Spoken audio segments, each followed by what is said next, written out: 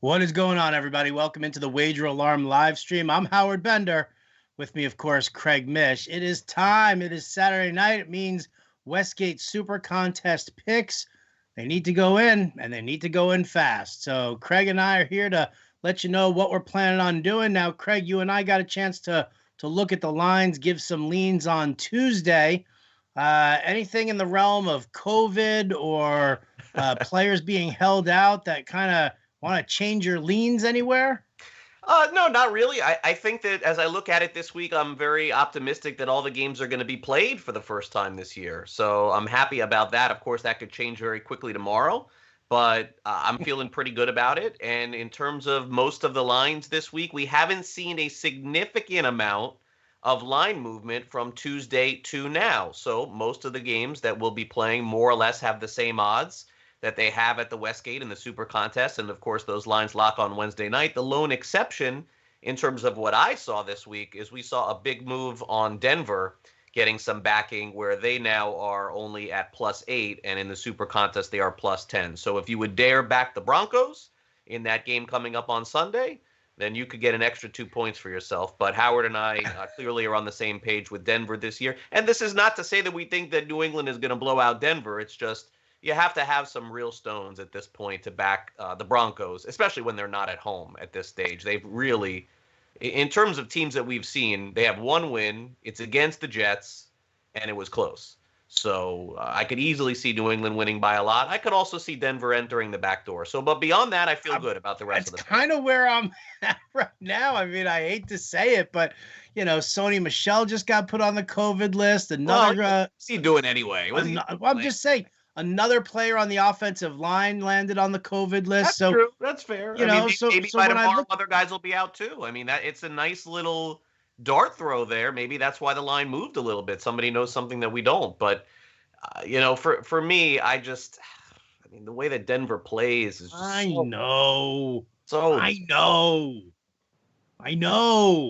I'll tell you this: if Cam Newton wasn't quarterback and it was anybody else, no matter what the points were, I would take Denver. Okay, all right. But Cam Newton's dynamic enough. He's had 2 weeks off, and look, maybe the difference between some of these other sports and football is you would think that you need to be on the field to have all this activity and sort of keep the mojo going. But the Titans definitely proved that getting some rest may not be a bad thing. So I'm hesitant to go against New England in this spot either. All right, fine. We won't do it. Let's get to who we are picking, who we are taking. I'll go down the Westgate card right now. We'll start it off.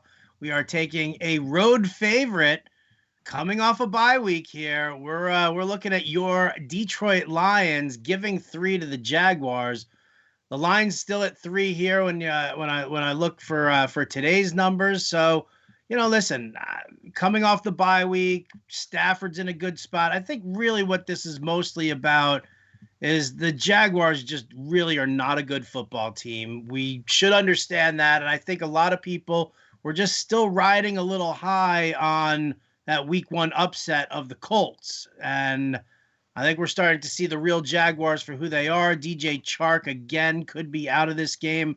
He's a little banged up, so the Lions, who you loved preseason coming in there, and you loved their win total on the over, well, we look at them and we say they're getting a win. Yeah, and I think that when I look at the Lions at this stage, I'm really just kind of looking at it this way, Howard. The bottom line for me is that I think that Jacksonville has played way over their heads this year, and they've played in a couple of good games. I'm at the point now where I'm ready to start fading them, and it's only 3 points. Detroit's coming off a bye, so let's take the Lions -3. Yep, no doubt. All right, second pick, a road dog this time around, but 64.7% of the time, Craig, since 2010, it works every time. Craig and I are going to take the Falcons. We're getting 3.5 points. I think the line moved to 4, so we actually lose a bit of a half point there on the value-wise, but again, we're going with the trend that took us to Houston, winning and covering last week. Teams who fire their coach in season, first game back, 64.7% of the time, in 16 times is what it comes down to here. Oh, for sure. That's where we're at. Yeah, and I want to say something here about the Falcons. Look, they're a really hard team to back. I mean, I understand it. Somebody could look at this and say, how can you just blindly go with a stat or go with a trend? In my mind, it's the right way to go. Look, the Vikings have not played well, and I understand that everyone is in love with Madison, and he may very well have a good week against Atlanta. But Atlanta, to me, playing with a new coach with some new motivation, I want to take the Falcons. Yeah. Listen, I think it's new motivation. They're getting Julio Jones back. We already know that this is an offense that can put up points. We've seen it before, and we know how bad the Vikings defense is. So no worries, no concerns over that one for me. Really, it's not blind. The stat just kind of reinforces the belief for me. Yeah, no, I think so. And the other thing that when it comes to Minnesota here is that, look, Kirk Cousins had a really good end of October and November into December last year, but he doesn't put together back-to-back games very often that are solid. So we'll just take the points here and simply put, you're always looking for a road dog with an advantage to actually win the game outright. I think Atlanta has a shot in this one. Well, speak of the devil, a road dog with an advantage who has the possibility of winning the game outright. Give me the Bengals plus 7.5 going up against the Indianapolis Colts. Line went up a little bit. It went up to 8, right? Yeah. And then it backed down to 7.5 here. I tell you, man, I think the Colts, a little hole on defense with Darius Leonard. I don't love their offense. I don't love Phillip Rivers. I'll take the Bengals here. Yeah, look, it's hard to back the Bengals after backing them last week. But I think this is the pick in particular this week, Howard, that I'm the most proud of because I think it teaches you something. You have to forget what happened the week before. Mm-hmm. And even if a team burned you in wagering and you're a player that plays $10, $20, $50, $100, $500, you can't look at anything in the NFL and think that there is any kind of consistency. In general, you're going to have to take a team that burned you the week before or who burned you 2 weeks ago. And when you look at it in 2020, I could make the case that the New York Giants have played worse than any other team in football this year. And guess what? They've covered half the games they played in. Yeah. So this isn't about winning. It's about picking the right games. Cincinnati is coming off their worst game of the season. There's no doubt about that. And Indianapolis doesn't look – I think Indianapolis is going to change their game plan and basically focus more on their running game. Rivers is not the dynamic force that Lamar Jackson is. And simply put, I think that Burrow has to learn from the mistakes that he made last week. I don't see him doing the same thing this week. They were really up against it last week. The line, I think, tells you everything. Why aren't the Colts 12 or 13-point favorites like Baltimore after Baltimore completely shut them down? The reason why? Bengals have a shot in this one, so we're going to back them again this week. I love it. Definitely a favorite pick of mine as well. Next game that we're taking, Packers-Bucks. It's a pick 'em in the SuperContest. We're going against the home team. We're taking the road, the road, and that's the Packers. I mean, listen, I love the Packers. I love what they're doing. I love the fact that Aaron Rodgers is playing the way he's playing. He's got that chip on his shoulder, and he's buying into Matt LaFleur's system. Vita Vea out for the Buccaneers. That's a huge hole in that defensive line. Makes me love what Aaron Jones has the possibility of doing, and it also just kind of it just opens, it spreads things up. It pushes it to the outside for the Buccaneers, and I think that that's an advantage for the Packers here. I mean, going against Brady at home, though, does that make you nervous? That's the only thing. Yeah, no, that's the only thing here, but I would tell you, the one thing that gives me pause with a game like this, it's a very public game. It's the prime game. Everyone is going to be betting on it. Like, if you took the one game this week, I'm not talking about who's betting the most, like in terms of percentages of sides. The most bet game will be this game because everybody wants to watch a game that they bet on TV. And so usually, in general, 17 weeks, I'll shy away from those games as much as I possibly can. But the truth is, at this point, how do you not back Green Bay based on what you've seen? I've gone against them way too much, been a disbeliever in them way too much over the last couple of years. And Rodgers definitely looks motivated. It's basically almost as if he said to this team, you didn't get me any help in the offseason, and the only thing that you did is draft my replacement. Okay, I'm going to go ahead and I'm going to show you. And I hate using narratives like that in terms of betting, but it really certainly feels that way. Well, he's got another thing to motivate him this week, playing against Tom Brady. And look, do I think this will be a close game? Absolutely. We're not going to take every game on the board and think it's not going to be close. I do think that this game could go right down to the final possession. But honestly, between Brady and Rodgers, in the regular season, Rodgers is the comeback king, right? Brady's the comeback king in the postseason. Rodgers is the comeback king in the regular season. So I don't ever feel like they're out of the game.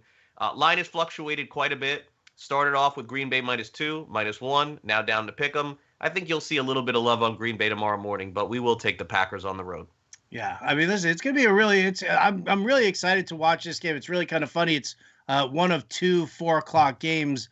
The other one obviously being the Dolphins Jets. So Yeah, we know where everybody's going to be watching, right? Yeah. I mean, Yeah. it's going to be like that. So, Rodgers gets Devontae Adams back. Brady gets Chris Godwin back. I mean, there's a lot going on in this game on multiple levels. So it's definitely going to be a fun one. I'll stick with the Pack. Now, before we get to our last pick, I do want to ask you about the other 4 o'clock game, that being the Dolphins and the Jets, because you and I talked about this on Tuesday. We were both leaning Dolphins minus the 8.5 points. Why didn't we go this way? Because when the two teams play each other, anything goes, and it hasn't. The Jets have been much better, believe it or not. The Jets in the last 10 years have pretty much always been better than the Dolphins going into this year, right? Like, they've always been better. But Miami has always found a way to either keep those games close or win them. Miami also does that against New England. Here's what I'm rooting for in this game. Last week when we did the live stream, I said the Jets are an instant fade the rest of the season, and I got to go against what I said. What I'm hoping for this week is I am hoping the Jets play a close game with I don't want to play it, but I want the Jets to play a close game with the Dolphins, something like 24-16, something around that, and then start fading the Jets the rest of the way. Something tells me when I look at this that the Dolphins don't deserve to be this big a favorite against any team in the NFL. I mean, at the end of the year, the Jets are going to have 1 or 2 wins. The Dolphins may have 3 or 4. They may have 5. It's possible. They may have 6. But that does not make them significantly better, and it doesn't make them more than a touchdown better against the Jets. If the Dolphins beat the Jets and beat them by 30, honestly, I could see it. It's not impossible to me, but I'm not willing to lay those kind of points with Miami. If you told me the Jets were playing the Steelers, laying 8.5, Steelers, sure. Titans, sure. Cardinals, sure. Lions, maybe even sure. But Miami? The same Miami team who couldn't score a touchdown against Seattle's defense for an entire game 2 weeks ago? No, not going to do that. Dolphins, I think, win, but I'm not going to. I would only lean toward the Jets here. I wouldn't take them. Okay. All right. Do me a favor. Entertain me for a moment here. Fast forward Craig Mish to week 8. All right. Where the Jets travel to Kansas City to take on Le'Veon Bell and the Chiefs. Just with everything that you know about these teams, with everything that you know about handicapping, what's that point spread? If the teams are exactly the same, do the Jets have a win? Yes or no? No, because they're playing the Dolphins. They're going to lose to the Dolphins. They're going to lose to the Bills. The line at Kansas City is 17.5. 17.5. Yeah. I was going to say 16, but yeah, I'm with you. Miami got 20 at Dallas last year. Yeah, okay. Covered. They did cover. I'm not taking the Jets with the points against Kansas City. I won't do it, Craig. You can't make me, and I won't do it. All right, so 4 picks are in right now for us. We've got the Lions giving 3. We've got the Falcons getting 3.5. All right, we've got the Bengals getting 7.5. And we've got the Packers in a pick'em. Right. Last one. Here we go. We float to Monday night. We said this on Tuesday. One of these games we're looking at home dogs. One of these games is going to turn out right for us. Bills Chiefs is only a 3.5 point spread. I didn't want to touch that one. I know, like, as bad as the Bills looked versus the Chiefs taking their first loss. I think that's probably the sucker bet, and the Chiefs are just going to maul them. So we tilt over to the Cowboys at home, getting 2 against the Cardinals. We are back in the Red Rifle. Andy Dalton. How do you feel? How does that make you feel? Well, I'll tell you this. We lied to everybody after taking Dallas and losing week 1 because we've taken them again and again. We did say we would never take them again, didn't we? Taking them and keep losing. Look, the rule of thumb with Dallas, great as a dog, bad as a favorite. That's been the way that it's been for years with them. They have value as a dog, not as a favorite. Do you believe in Arizona after 1 week, after having a couple of dog weeks? I'm not sure that I do. I do think that both of these Monday Night Football games, the home team has a good shot to cover. I do think that. And you go back through the years of Monday Night Football, for whatever reason, the teams on Monday night at home, they show up, they win more than 50% of the time. At the very least, I think one of these two teams wins outright, so you're getting a good money line value here as well. I'm not quite sure what to expect from Dallas, but the Cardinals lost me a little bit. I gotta tell you, the Jets, I know they beat them bad, but they lost me for a couple weeks. I was really not impressed with the way that Kyler Murray played, and especially with the way that their defense played. They couldn't stop Teddy Bridgewater a couple weeks ago. So give me Dallas on Monday night. And look, there's money's going to come in on Dallas before Monday. This game will be a pick'em for sure. They're not going to be getting points, so we'll take a little advantage here and get the 2. Yeah. Oh, I'm perfectly happy with that as well. It's +1 right now. Yeah, it'll be +1, pick'em. so. It'll be pick'em by the time Monday night comes. Okay, so to review a couple of the other games, just to kind of go through them. Panthers at home against the Bears.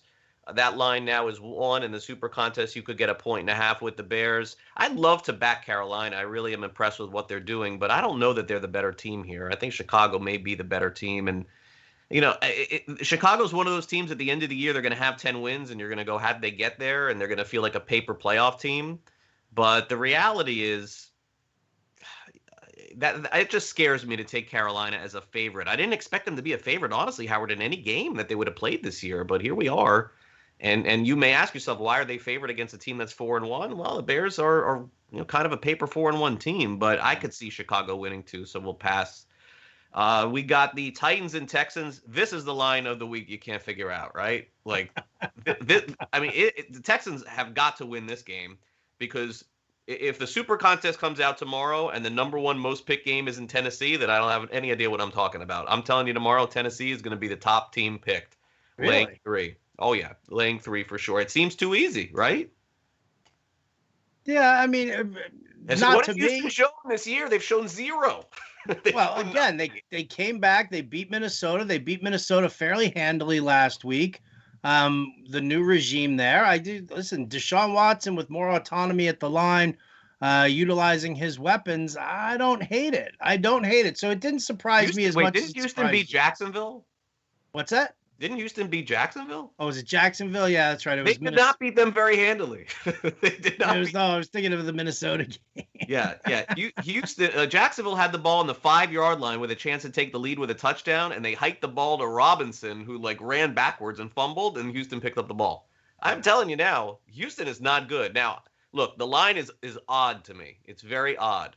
So that's why I'm staying away, but I have a feeling Houston must win this game for this line to be 3. It doesn't make sense. It does not make sense, this line. Doesn't Tennessee look great? I don't get it. They did. Well, it's at 4 right now. Tennessee's given 4. They're undefeated, right? What's that? They're undefeated. Yes, they are undefeated. And Houston has 1 win. It's against Jacksonville. They had to eke it out. I just have more faith in Deshaun Watson, I guess, than you. No, listen. All right. What about Ravens Eagles? This one in the SuperContest, it was 7.5. No, what's that? With that hook, it's driving me nuts. It was 7.5 here in the SuperContest, but right now the spread is at 9.5. Yeah, I would take Baltimore -7. That would be my line. I don't want to mess with anything else. Okay. Cincinnati was within 2 plays of being back in the game and covering the 12 points last week. So the Eagles could easily lose 24-17, and then you win with the Eagles. But I'm not going to back the Eagles after the way that they've played. Yeah, I'll say the other team I'd have a little interest in is Washington at the Giants. That's another one. That's another team that I kind of feel like they're in every game. Look, Alex Smith is a great story, but he unfortunately I don't know if he can play anymore. But if Allen plays, I think they got a chance to beat the Giants. I do. I think they have a chance. Yeah, to me that game was like that. That's a pick. Yeah, I know. I don't want to mess with it, but yeah, it's there. And then we talked about Colts Bengals because we have the Bengals. We talked about the Packers Bucks. My Rams 49ers is interesting because you would have never guessed a month ago that the 49ers would be underdogs in any game at home, let alone to the Rams. The Rams are another one of those teams that you don't want to believe, kind of like the Bears, because we saw the Rams last year. But let's also remember when the Rams played the 49ers late in the season on the verge of making the playoffs, the Rams defender fell down on a play, and the Rams went all the way, and the 49ers went all the way for a touchdown. That's what gave them their win. So I don't love the Rams as a favorite here. If I had to pick a side, it would be taking San Francisco. But the line is kind of telling you that the Rams are a better team. Yeah, yeah. I mean, I think that's a lot of it. I think it's an overreaction. 49ers are getting some players back, but I think it's more about the fact that Garoppolo just looked terrible last week, and to have them pull him, worrisome. to have them pull him mid-game, yeah, was a big deal. All right, and Patriots Broncos we talked about, and yeah, there we go. Chiefs Bills Monday night. You said it, man. You said both home teams have a chance to back Buffalo at home. Yeah, I would back Buffalo. I would back Buffalo at home. It is really hard to go against Kansas City because you feel like they can. Even against the Raiders last week, they were kept fighting and getting back into that game. Both teams have a lot of motivation. Kansas City coming off a loss to the Raiders, Buffalo coming off that terrible loss to Tennessee. But again, the Chiefs defense is sliding a little bit. Raiders offense isn't that great, and they really tore them apart. So Buffalo's at home. I could see Josh Allen doing the same. And again, you're getting a field goal here, and you're winning with a field goal, a late field goal from Kansas City. I don't think their injuries really mean anything. I know Watkins is out, but Hardman is great. Well, what's Buffalo's pass defense like? It got a little soft. Like that's the problem. They were dealing with some injuries in the linebacking core, so they weren't really falling back into coverage too much. But last week also, I mean, there was no Tre'Davious White. Now I don't know if White is back in or not, but I mean, losing Tre'Davious White, I think was kind of a big deal for them. It was like a very last minute scratch. Let me just kind of take a quick look here. He's questionable for this week's game. He's dealing with a back injury, but he did practice in full on Saturday. So I feel like that'll give him a little bit of a boost. But I mean, is that enough of a boost? I mean, who's he going to be on? He's not going to work the slot against Tyreek Hill. Right. Mecole Hardman's got ridiculously crazy speed. Yeah. He's going to be seeing more snaps because Sammy Watkins is out. Buffalo kind of struggles a little bit against the tight end. That's a little bit of an issue, especially when you're facing Travis Kelce. Listen, the reason I said yes to Dallas instead of Buffalo is as good as Buffalo is, I think they are having some issues right now on defense, and I think Kansas City wants to come back and just throttle somebody. All right, so we'll pass on the game. It's as easy as that. It is indeed. It is. So, all right. So last time here, we will review it.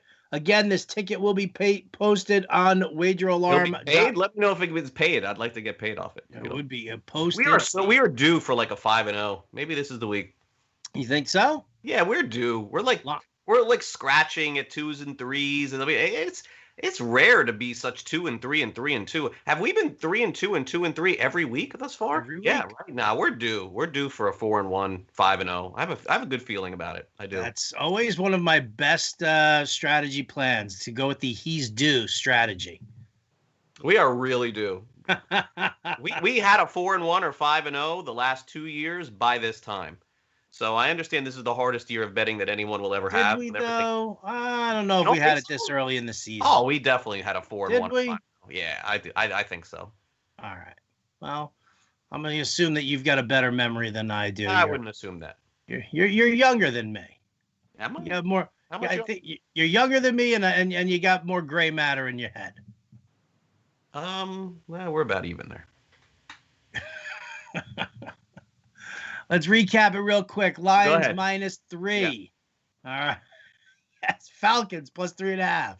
Got it. All right. Bengals +7.5. I'm in. I'm all in. I think you and I are the only ones who get that joke. Probably so. Yeah. It's a good one, though. It is good. Good inside joke. Packers in a pick 'em. Yeah. And then finally, we're taking the Cowboys +2 at home. And you like Pittsburgh -3 a little bit more than me. Yes. And I like, which of those ones did I talk about that I liked a little bit more? You like the Broncos +10. No, not really. What do you stop? You liked Washington +2.5. I like Washington +2.5 a little more than you. Yeah. And you wish that you had the stones to take the Panthers and lay the 1.5. Yeah. I would like to see the Panthers win. I would like to believe that what I'm seeing is real. I would like to believe that there's a coach out there that no one's ever heard of that can turn LSU around completely, make Joe Burrow a star, leave, go to Carolina, make Teddy Bridgewater a star, and then next year become a head coach in the NFL, Joe Brady. If there is anyone that deserves to be a head coach after what this guy has done, it is this guy. I don't even know if he can be a head coach, but this is the story for me this year. No McCaffrey, and this they are playing awesome, and Bridgewater looks awesome. So, well, for me, here's with hoping that a firing, that's the guy I would want. I mean, Howard, LSU was in the Southeastern Conference was the best defensive team along with Alabama for 2 decades. Their offense was horrible. They'd play these games 9-6, 16-10 with Les Miles and even with Ed Orgeron. And then this guy came in and made LSU's offense fantastic. He's gone. LSU's lost already. I'd like to parlay up that Joe Brady is coaching the Jets next year with Trevor Lawrence as their quarterback. I'm telling you now, if Carolina wins 9 games and this offense, a top 5 offense continues like this with Mike Davis and Robbie Anderson and Teddy Bridgewater, he is the number. Bieniemy may be the number 1 guy on the list because he's got experience of coaching with Andy Reid. I mean, you can't beat that. But beyond that, in terms of hiring a new guy, an unheard guy, he'd be it for me. That's where I'd go. All right. That's going to do it for us here on the Wager Alarm live stream. Again, go check out wageralarm.com. You'll have NFL best bets from John and Pemba. You've got our picks here at the SuperContest, which will also be picked. And a big thanks to John and Pemba for producing today's live stream. For Craig Mish, I'm Howard Bender. We'll catch you next time.